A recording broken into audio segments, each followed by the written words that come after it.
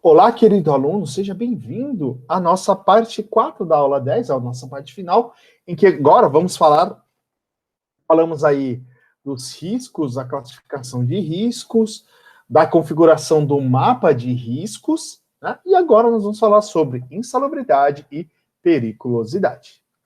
Então vamos lá. A insalubridade e a periculosidade, elas têm aí como base legal, né, a consolidação das leis de trabalho, que é a CLT, né, no seu título 2, o capítulo 5, na seção 13, na lei 6.514, de 22 de dezembro de 77, que alterou a CLT no tocante à segurança e medicina do trabalho.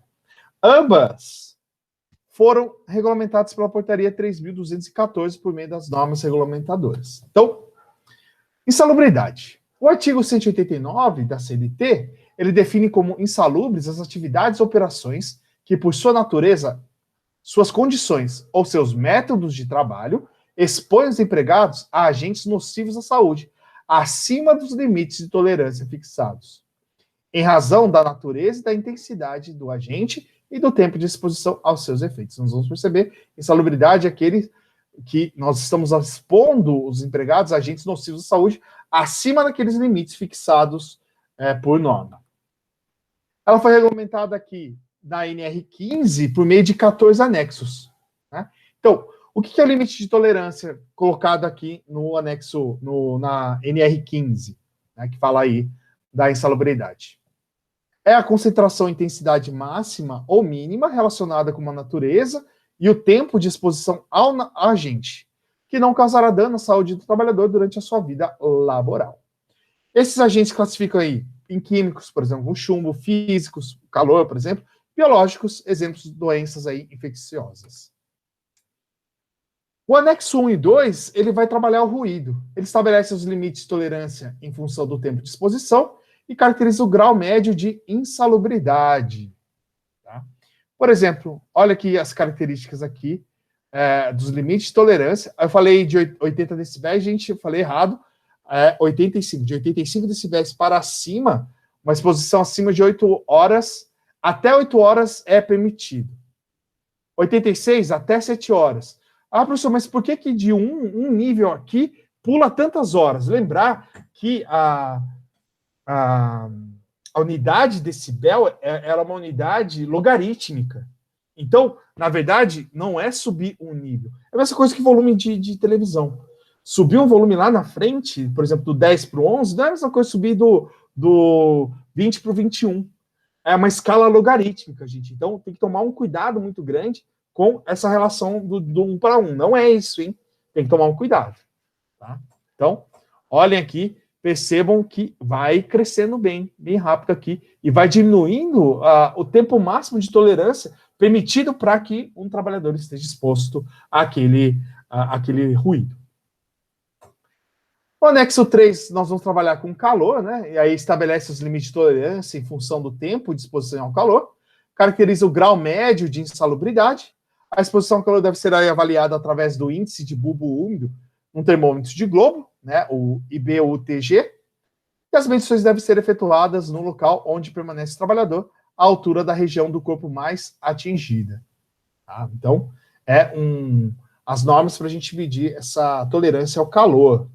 Bom, vocês vão estudar, eu não sei se nessa época, se vocês já estudaram a secagem de madeira. A secagem de madeira a gente trabalha muito a questão da temperatura de bulbo úmido, né? Há uma diferença entre temperatura de bulbo úmido e bulbo seco e cria o potencial de secagem na madeira. Tá? Dá uma olhadinha aí. Mas é do que? Você pegar um termômetro e umedecer. Pega um termopar, pega um pano úmido, você está fazendo uma medição da temperatura com bulbo úmido. Por quê? Porque existe uma energia que sai daquele termômetro, né, pela evaporação da água até a saturação do ar. Essa energia é o potencial de secagem do nosso ambiente. A diferença entre o bulbo úmido e o bulbo seco. Tá? Por essa diferença de temperatura, a gente consegue saber quanto de energia a gente tem de potencial para ser retirado da madeira. Tá? Então é interessante vocês conhecerem esse conceito da temperatura de bulbo úmido. Bom, iluminação. Anexo 4, né, da nossa NR15. Foi revogado aqui em 90 pela portaria 3.435, passando a ser considerada como agente ergonômico na NR17. Tá? Então, ela não está mais aqui na NR15, passou para a NR17. Radiação ionizante, né? Então, nas atividades e operações em que os trabalhadores ficam expostos a radiações ionizantes, os limites de tolerância são os constantes da resolução CNE, né? Conselho Nacional de Energia Nuclear, número 673, as normas básicas de proteção radiológica. Principalmente os operadores de equipamentos radiológicos, tá, gente? Então, tem que tomar um cuidado muito grande aqui com esse tipo de exposição. Pressões hiperbáricas, né, acima da pressão normal, né, da atmosférica. Trabalhos em ar comprimido e trabalhos submersos. São estabelecidas várias regras para os trabalhos sob pressão, e esse descobrimento caracteriza risco grave com insalubridade de grau máximo, inerente à atividade de exposição, e expõe o empregado a risco de vida. Radiação não ionizante, né? Aí exige uma avaliação qualitativa. A norma define como radiação ionizante o não ionizante, o laser, o micro-ondas, ultravioleta, sendo que para esse último, a luz negra, comprimento de ondas entre 320 e 400 nanômetros, não é considerado. Tá? E existe aqui as várias frequências de onda, aí, dependendo da frequência, a classificação daquele tipo de energia eletromagnética, né? Daquela onda eletromagnética. O anexo 8 vai falar das vibrações, né? E aí as atividades e operações que expõem o trabalhador sem a proteção adequada às vibrações localizadas ou de corpo inteiro serão aí considerados como insalubres através de perícias realizadas no local de trabalho. Limites de tolerância são dados aí pela ISO 2631, o corpo inteiro, pela ISO 5349, localizada ou mão e braço. Essa aqui é uma exposição de grau médio. Em relação a frio, né? Também é uma avaliação qualitativa. As atividades e operações aí executadas em câmeras frias, por exemplo, frigoríficos, né? Ou em locais que apresentem condições similares, que exponham os trabalhadores ao frio. Sem a proteção adequada, serão considerados insalubres em decorrência de laudo de inspeção realizado no local de trabalho. Umidade, né? Então as atividades e operações executadas em locais alagados ou encharcados, com umidade excessiva, capazes aí de produzir danos à saúde do trabalhador, serão considerados insalubres em decorrência do laudo de inspeção realizada no local de trabalho. Né? É qualitativo. Então, gente, lembrar uma exposição à umidade a longo prazo, nós tínhamos um problema muito sério na Primeira Guerra Mundial, que era aquela guerra de trincheiras, né? Em que havia muita umidade e os soldados ficavam com os pés úmidos muito tempo. E aí ocorreu uma doença chamada pé de trincheira, né? Em que o pé exposto, a pele exposta à umidade por um tempo muito prolongado, é como se fosse mergulhar essa piscina, começa a enrugar. Se você fica muito, muito tempo lá, começa a ficar esbranquiçado e começa a perder a resistência, começa a abrir feridas, né? Aberturas aí na sua pele. Então, é isso que aí, essa abertura pode ser uma abertura aí para agentes patológicos causarem uma inflamação e aí dar vários problemas de saúde. O anexo 11 vai trabalhar gases e vapores, né? Estabelece limite de tolerância para os diversos tipos de gases e vapores, tais como monóxido de carbono, amônia, gás sulfídrico, ácido clorídrico, tolueno, etileno, etc. E a possível insalubridade exige a avaliação quantitativa, e a insalubridade pode ser mínima, média ou máxima, dependendo da intensidade, do grau, do nível de exposição a esse tipo de agente. O 12, anexo 12 da NR15, vai falar de poeira, e aí estabelece esses limites de tolerância para poeira de amianto, sílica livre cristalizada, nervos de fumo, manganês e chumbo. Possui avaliação quantitativa e a insalubridade caracterizada de grau máximo. Então, expostos a esse tipo de ambiente com níveis acima do tolerável, a insalubridade desse tipo de disposição é máxima. Agentes químicos, tais como cromo, hidrocarbonetos, benzeno e outros componentes de carbono, álcalis cáusticos, entre outros. A insalubridade é definida em razão da atividade, da operação e da forma de contato, sem limite de tolerância. Os graus podem ser mínimo, médio ou máximo, dependendo aí da operação e da atividade. Agentes biológicos, dados pelo anexo 14, né? A insalubridade vai ser de grau máximo para trabalhos e operações de contato permanente com pacientes em isolamento por doenças infecto-contagiosas, bem como objetos de seu uso não previamente esterilizados, carnes, glândulas, vísceras, sangue, ossos, couros, pelos e dejeções de animais portadores de doenças infecciosas, esgotos, galerias e tanques, lixo urbano, coleta e industrialização. Então, agentes aí que fazem a coleta de lixo urbano ou lixo industrial tem o grau máximo de insalubridade em relação a agentes biológicos.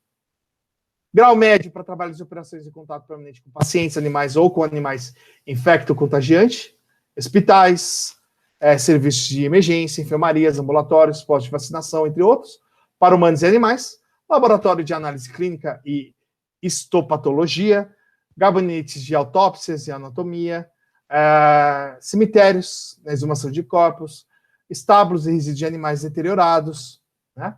E aí nós temos aí o abono, né, o adicional por insalubridade. Então, de acordo com o grau, a gente vai ter um adicional ao salário relacionado ao grau. Então, 40% para o grau máximo, 20% para o grau médio e 10% para o grau mínimo. O trabalhador terá direito a esse adicional enquanto estiver exercendo atividades em ambientes e condições diversas, identificado aí pela perícia. Caso as condições insalubres sejam eliminadas ou reduzidas pela adoção de medidas de segurança com fornecimento de EPI, por exemplo, pode resultar na suspensão do adicional de insalubridade ou na redução do percentual concedido. O que é periculosidade, né? Então, lá no nosso artigo 193 CLT, são consideradas atividades ou operações perigosas na forma da regulamentação aprovada pelo Ministério do Trabalho, aquelas que, por sua natureza ou método de trabalho, impliquem risco acentuado em virtude de exposição permanente do trabalhador a inflamáveis, explosivos ou energia elétrica, roubos ou outra espécie de violência física nas atividades profissionais de segurança pessoal ou patrimonial. O trabalho em condições de periculosidade segura ao trabalhador adicional de 30% sobre o salário sem os acréscimos resultantes de gratificações, prêmios ou participação no lucro das empresas. A periculosidade foi aí regulamentada pela NR 16, então, insalubridade NR 15, com exceção da iluminação que foi para NR 17, periculosidade NR 16, por meio de 2 anexos. O anexo aí falando sobre explosivos, são substâncias capazes de aí rapidamente se transformar em gases, produzindo calor intenso e pressões elevadas. Líquidos inflamáveis, todo aquele que possui ponto de fulgor, que é aquele ponto que ele começa a pegar fogo inferior a 70 graus Celsius, e pressão de vapor que não exerça 2,8 kg força por centímetro quadrado absoluta a 37 graus e meio, 37,7 graus Celsius, e radiações ionizantes e eletricidade. Bom, a insalubridade é um ambiente nocivo à saúde. Nós temos aí um adicional entre 10% a 40%, dependendo do grau, e esse adicional é calculado sobre o salário mínimo. Tá? O empregado ele não deve receber adicional ao mesmo tempo, ele deverá optar entre os dois. Periculosidade vai ser o quê? Trabalho que traz risco iminente à saúde, à vida, né? Sempre de 30%, e adicional aí sobre o salário base. Ok? Algumas dúvidas frequentes legais aqui da gente discutir, gente. O trabalho em local barulhento pode ser insalubre? Se for caracterizado o nível de ruído de no mínimo 85 decibéis e uma exposição maior que 8 horas. O trabalhador que transita por uma área comprovadamente insalubre da empresa faz jus ao adicional de insalubridade mesmo que não trabalhe neste local? Não. Se for caracterizada uma eventualidade. Sim, se a soma dos tempos de exposição ultrapassar o tempo de exposição previsto no limite de tolerância. Tem alguém que está sempre passando, né? Se você passar rapidamente, né, vai ser uma eventualidade, se não for algo comum. Se, porém, você ficar passando, e a somatória do tempo de exposição atingir os limites, aí sim fica comprovada a insalubridade nesse caso. O trabalhador de uma discoteca que manipula a luz negra tem direito ao adicional de insalubridade. A luz negra, ela é uma radiação não ionizante que situa-se na faixa do ultravioleta entre 400 e 320, e a legislação não considera como insalubre. Uma pessoa que exerce seu trabalho em posição cansativa e desgastante, sob o ponto de vista legal, estaria executando um trabalho insalubre? Não.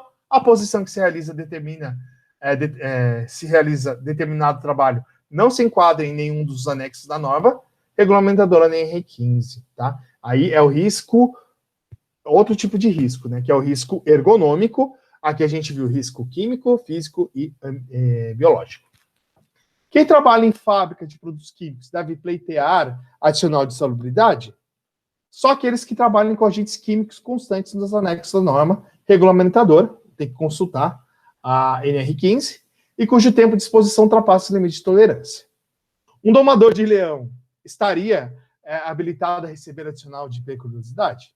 Embora haja riscos em tratar com feras, não estaria, uma vez que periculosidade refere-se a inflamáveis, explosivos, radiações ionizantes e alguns casos de trabalho como eletricidade. Um proprietário de um alto posto deveria pagar adicional de periculosidade aos funcionários que operam as bombas de abastecimento?